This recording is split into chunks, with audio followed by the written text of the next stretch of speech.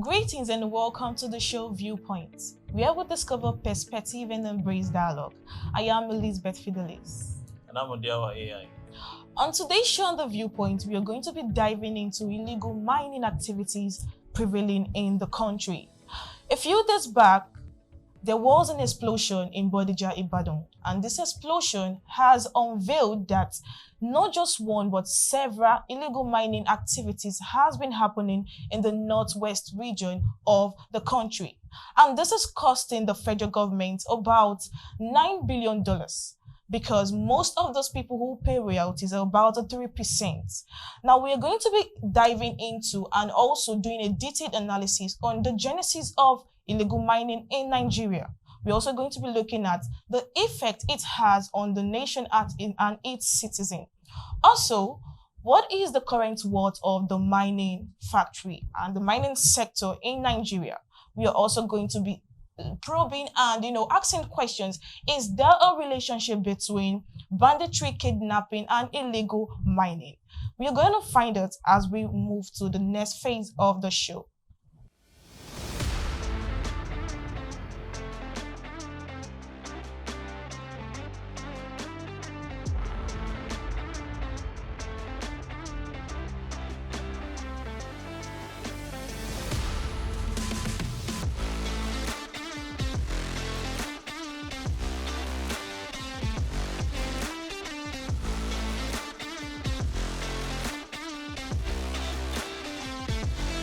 Welcome back to the show Viewpoint, where we discover perspective and embrace dialogue. Odewa, how are you doing?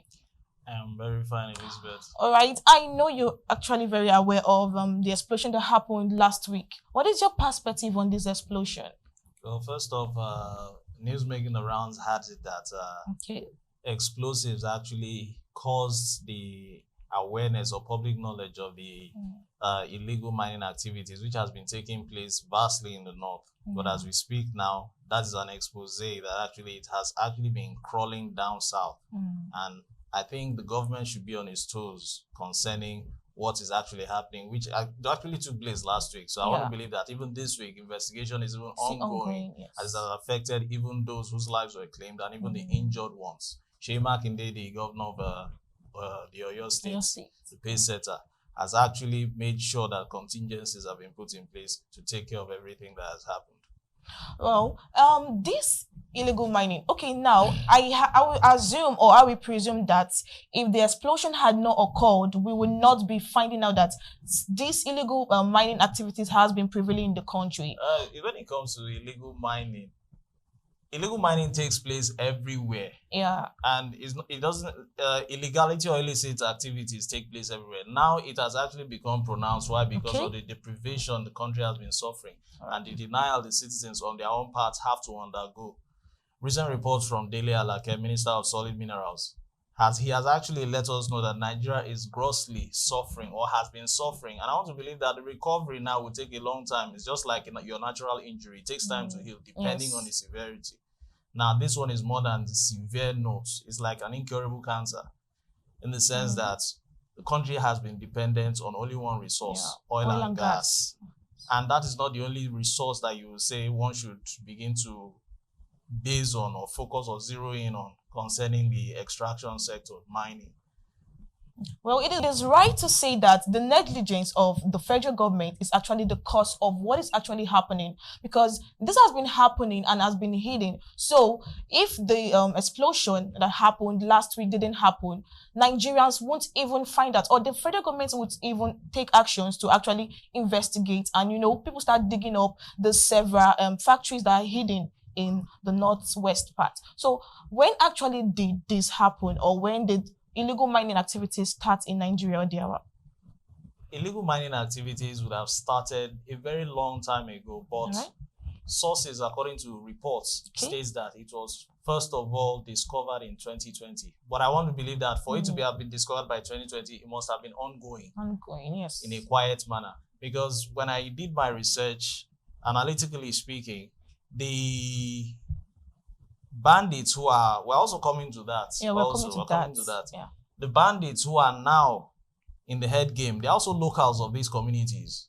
And if they cannot be accepting foreign nationals into their communities if they didn't go through the airways or the seaports or maybe surrounding territorial parts of the country. I want to believe that these foreign nationals, they are not even Africans. Yes. Reports has that majority of them are particularly from an Asian country.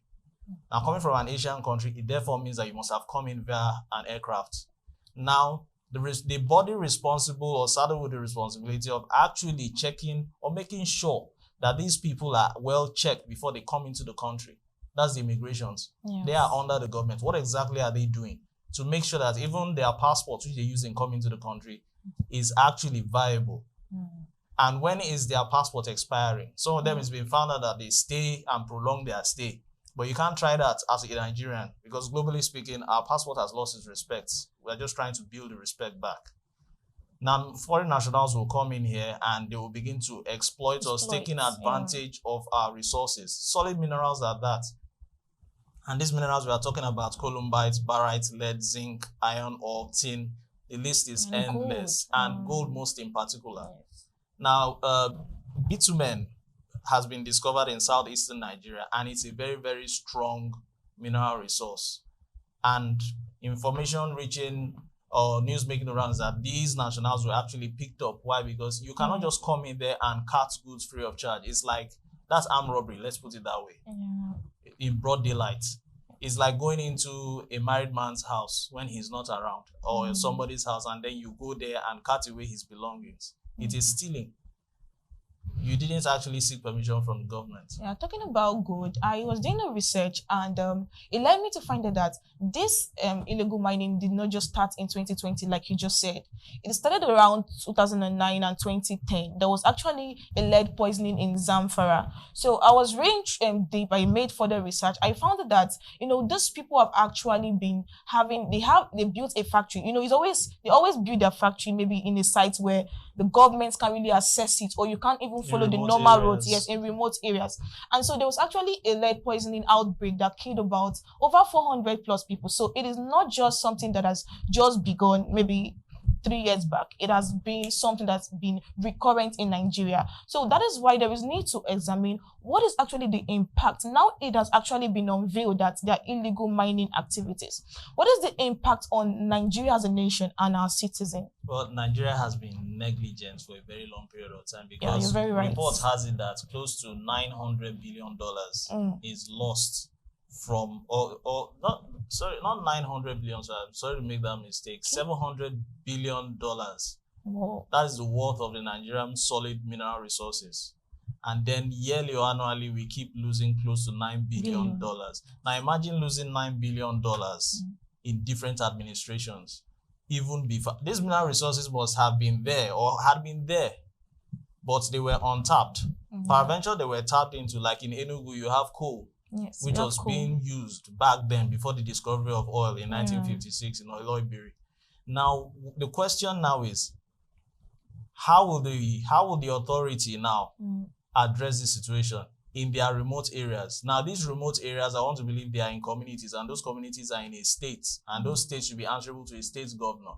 Now, is it the federal or the state that is actually controlling these mining sectors? That's another question, because the federal executive controls the exclusive list.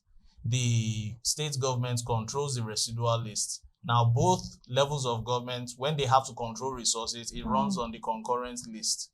Now, that is the question we need to understand. Who actually is controlling these resources? But information making the rounds has it that locals actually would give these plots of land to these foreign nationals to begin to exploit these places. And what is actually even worsening the mining sector is such that the endemic corruption that is going on.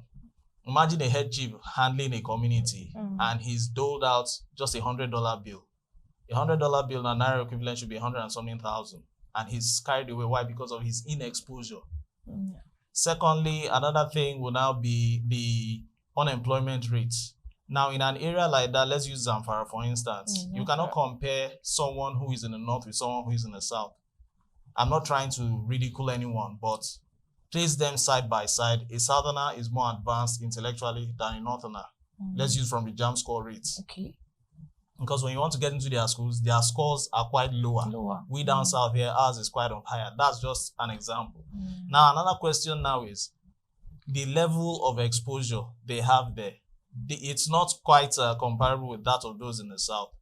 They are now prone to even going over so they can get cheaper means of income to take care of the basic necessities of life, food, feeding, and shelter. So they have no choice. Everything still boils down to corruption.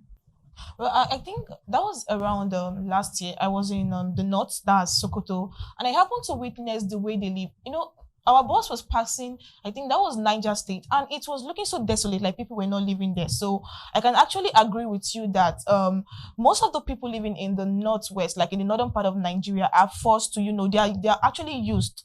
I believe they are one of the major people who work on these mining factories, and you know they do the illegal mining activities, and that's because of the high rate of unemployment, like you just said. But then, still on that lead poisoning that happened in Zamfara, you just made a statement which I want to actually ask a question. Now, one of the a man who owns the factory, his name is James. All right, so he was speaking with Punch newspaper. In that interview, he told them that he pays royalty to the federal government, but the state government of Zamfara is not aware. Now, the question is, would it be wrong to say that there are people who are benefiting from these illegal mining activities? I mean, you can't tell me, okay, making reference to this Ibadan explosion. Now, the governor of your state claimed that they are not aware. Now, you can't tell me that and a factory has been in this place for a long time, like you just said, it's controlled by the locals and nobody's aware. It means some people are actually picking the money, getting, you know, things from them. And he told one of the people who interviewed him, he said that he can attest that the federal government receives royalty from him, and that is why his mining factory is still running. So would it be wrong to say that there are people who are actually benefiting, looking at the worth of the mining sector in Nigeria? Now, to begin with, I'll give an example, placing it side by side. All right. Let's start with the word. When it comes to elections, they use godfatherism. Okay. When it comes to the economy and politics, they call it cabal. So there is a cabal who will actually be controlling this sector. Every sector actually has a cabal. Yes. The oil sector has its own cabal. You cannot just penetrate like that if you don't know the who is who. And this cabal, they are faceless or they wear masks. Let me be metaphorical concerning that. If they actually come outside to say that they are the ones controlling it, therefore they will be answerable to the law, don't you think? Yeah, now they are trying to prevent a situation whereby they don't shoot themselves in the foot, because institutions have already been set in place to make sure that, okay, yes, before anything goes on to the next desk, it has to pass through my desk. Now, whose desk did it pass from or pass on from to that desk? That's another question. I want to believe signatures were inked down or put down to paper. So somebody cannot say he or she was not aware. Now, peradventure, the fellow was not aware. We are not sidelining the argument that, okay, somebody must have been put in place to stand in as proxy. That's another question. Now, the question is, a place like Bodija in the Pace Setter or your states, that area where the explosion took place, you could see how devastated. Can we have that video up, please? You can see how devastated the place was. Exactly. So you cannot tell me people were not aware. It is the people who have been receiving. We're talking about endemic corruption here. Exactly my opinion. Now, people have actually been bribed. Not one day, not 1 week, not 1 month, but years running. Exactly. Now, this is the after effect, which has now taken place. Now, it was actually ignited by explosive devices, which were not even well taken care of. Now, another question is, this fellow now who was receiving leverage or some kind of allowances from the federal government, I want to believe that he on his own part must have passed some documentation through the who is who, and they okayed him. Another question is, during whose administration did this activity take place? Okay. And who were those ministers under that particular cabinet while the administration was running? Now, the state governor is also answerable, because I want to believe that such an occurrence is actually, that's why they were talking about federal character. Yeah. And federal character has to, or restructuring, let me also put it that way. Let's focus on restructuring, whereby even the states have more say concerning their resources. But we live in a country, or wake up in a country, whereby the center is the ultimate. even though we are practicing a federalism system of government, it's only in paper. Power is not decentralized. Yeah. Now, the question now is, you're receiving rights from the federal government. What is the state government there for? Because every resource is actually located in a particular state. So it therefore means, and it's therefore, everything is all interwoven. Because if a party in a state is dominant and is a sister to the federal government, let's use, for instance, the Broom-oriented party has its own affiliation with a particular state that is also a Broom-oriented party. So if you have an umbrella-oriented party in a particular state, the question, that umbrella party might not be favorable. All sorts of obscene things will be taking place, and the receiving end will be the citizens. It's a case of elephants fighting and the ants suffering at the end of the day. So the federal government, who is operating the exclusive list, the state government, who is operating the residual list, and both governments who are running the concurrent list. Another question now is, it should be defined who is actually controlling the mining sector. Is it the federal, state, or both levels of government? All right. Now, still examining this. Now, is this not an avenue for foreign people to exploit our mineral resources? Exploitation has actually been going on, because, well, let's use exploitation now from these foreign nationals. To begin with, from the slave trade era, whites came in here. The problem is always, I'll take a cue from Burna Boy's song. He said, "Now we be our own problem." Slave trade, we were actually selling our brothers and sisters and children over to the whites. Why? Because of what we will get. If you go to the first house in Badagry, you will see what they collected. You'll be shocked. Mirror, umbrella. These are materials which are not consumable, but they are perishable, all right. You can just break it and break a mirror and go and get another one. But you sold your brother off for a mineral resource. Now, the question now is, these white people or these foreign nationals who come in, they know the value of these resources, but we do not know the value of these resources. That is the ignorance that now sets in. And once you're ignorant, you're exploited or taken advantage of. That is where the dollar bill now comes up. And when someone gives you, take for instance, during elections, they give someone Indomie and the fellow is happy. Now they give you 4 Indomitables, or maybe Super Pack, or 4 Indomie Belefu. That means you're eating 1 a year. The second year, you're eating the second one. So you're practically eating 4 years of 4 Indomie Belefu. How do you survive for the 365 days within those 4 years? That's another question. We are always our own problem. Ignorance, they say in the law, is not, yes, how educated are we concerning these resources to know that these foreign nationals who are actually coming in are actually exploiting us? Because when they take it, they go to beautify their own countries. And once they beautify their own countries, we are so ignorant that we still want to jack back to the same countries. So we need to start by sensitizing and educating ourselves concerning the valuable features these resources have and how it will benefit us. Like the popular saying, when the use of a thing is unknown, abuse is inevitable. And that is what is currently happening in Nigeria, where we Nigerians are not aware or are ignorant of the fact that we have gold, but yet we can't actually use it. So what happens? Sorry. It's not a case of we have gold and we can't use it. Nigeria's case is we have gold, but we can't shine. We can't shine. Wow. That's the problem. But I feel because they are very ignorant and Nigerians are willing to actually learn. And so, looking at the current rising, kidnapping, the one that happened in Abuja, and several people have been kidnapped. Even right here at Ota, I think some young kids were also kidnapped. Now, can you link this increase in banditry and kidnapping activities to this illegal mining? Because some of them are actually being kidnapped and, they are forced to labor in this mining factory. Okay, before we come up, can we have some images and individuals in illegal mining sites? Okay, we can see now that's someone's mother or sister or daughter, though aged, all right, so I want to believe she's somebody's grandmother. She just needs to fend for herself. We can see other individuals there trying to struggle to make ends meet on illegal mining sites. Now, that's the question. Now, I want to believe that these people would not, out of their own way, voluntarily indulge in this kind of messy activity. I don't want to believe that. I want to believe that there are no documentations for these activities taking place. So enough of that. We've seen a few. Now the question now is, for any fellow, Nigeria is operating a mixed economy, right? Yes. So if we're operating a mixed economy, therefore means that the public sector and the private sector are both functioning at the same time. Now, for these sectors to function efficiently, there's need for manpower. And that those manpower will refer to human capital now. Now, this, you don't expect machines to operate themselves alone. We have AI, yes, artificial intelligence now, but it doesn't necessarily mean that those machines, those artificial intelligence, whatever, will begin to operate if there are no human beings.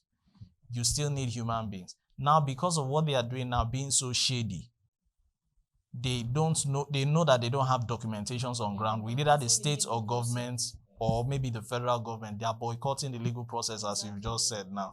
So what they do now is to engage in abduction. And once they abduct these people, their abductees, I want to believe, end up in these mining sites. If not, there won't be people working there. If they have not abducted anyone, people won't be there. We're not excluding the fact that there are no jobs in the country. People out of frustration and maybe depression have no other choice other than to opt for these activities. That's another thing. So that's why I feel this banditry and kidnapping can also be linked to illegal mining activities. With this, the kidnapping and the banditry, mining sector in Nigeria is actually very lucrative based on the recent findings we have seen.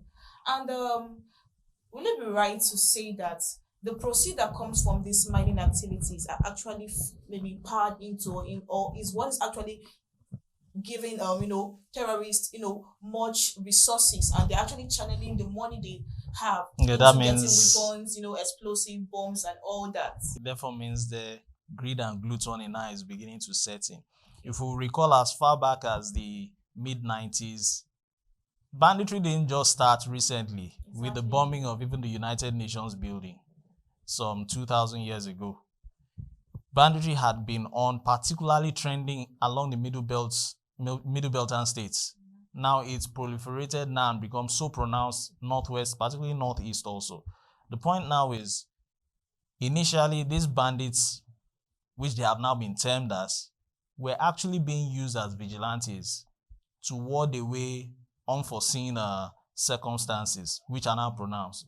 Now, these fellows now, in a bid to get paid, they were either given these solid resources in these communities as payment or compensation or remuneration, or if there was no cash. Now, seeing these things, it's like you and I, we know the worth of this gold. Exactly. Now, when they see it, they sell it on the black market. And when they sell it on the black market, they know the value for that when they get it on the black market.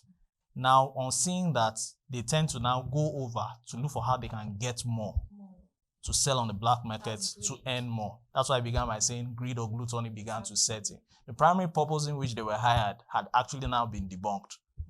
Now, greed and gluttony had begun to set in. Now, as that set in now, banditry has come in. Because if one person is knowledgeable about an idea, it takes a group of people to actually execute that idea. Because you need to mine some grams of gold. One person can't do that. So that is where the banditry now comes in, and the abduction now dictates the tune for manpower for the illegal mining. Now illegal mining has become a menace to the Nigerian nation.